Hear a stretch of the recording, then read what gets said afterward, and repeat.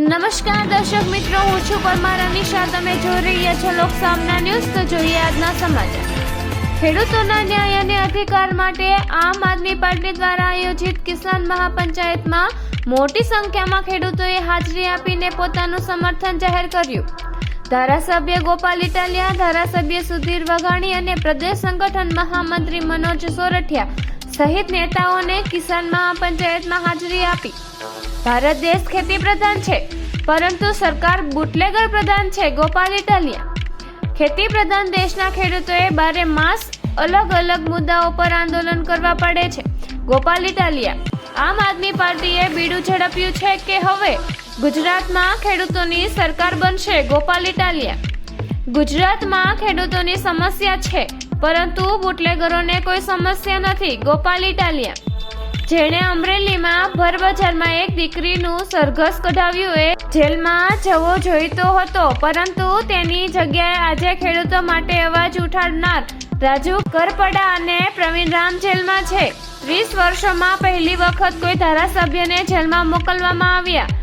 ચેતનભાઈ ધારાસભ્ય બન્યા પછી 2 વખત મોટા કેસમાં જેલમાં જઈને આવ્યા. સરકાર નહીં પણ ગાંધીનગરમાં સર્કસ ચાલે છે.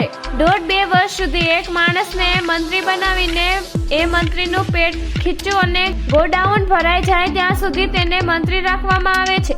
ત્યારબાદ બીજાને મંત્રી બનાવવામાં આવે છે. ગોપાલ ઇટાલિયા. ભાજપ સરકારે સરકારી શાળા અને દવાખાનાઓની હાલત ખરાબ કરી દીધી. ગોપાલ ઇટાલિયા. ભાજપની નીતિઓ ખેતી અને ગામડા વિરોધી નીતિઓ છે. મનોજ સોરઠિયા. જે લોકો ગુજરાતને લૂંટવાના કામ કરે છે તે લોકો ભાજપનો ખેસ પહેરે છે. મનોજ સોરઠિયા. હળદળમાં થયેલા લાઠીચાર્જમાં મહિલાઓ અને બાળકોને પણ છોડવામાં આવ્યા ન હતા. ગુજરાતની જનતાએ નક્કી કર્યું છે કે આવનારા સમયમાં આપનો સાવરણો ચાલશે. મનોજ સોરઠિયા.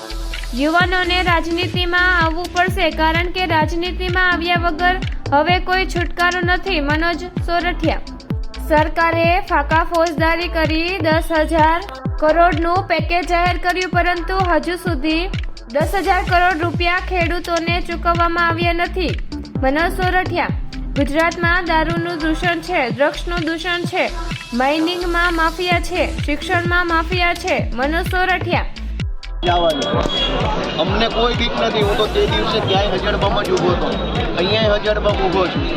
અમને કોઈ જાતની બીક નથી, કેમ કે અમે કોઈ એવું ખોટું કામ કર્યું નથી, અમે ભ્રષ્ટાચાર કર્યો નથી.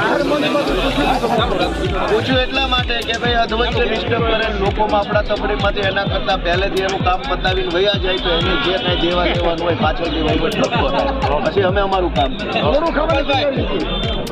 અમે તો બધું જ કરી રહ્યા છીએ જનતા માટે.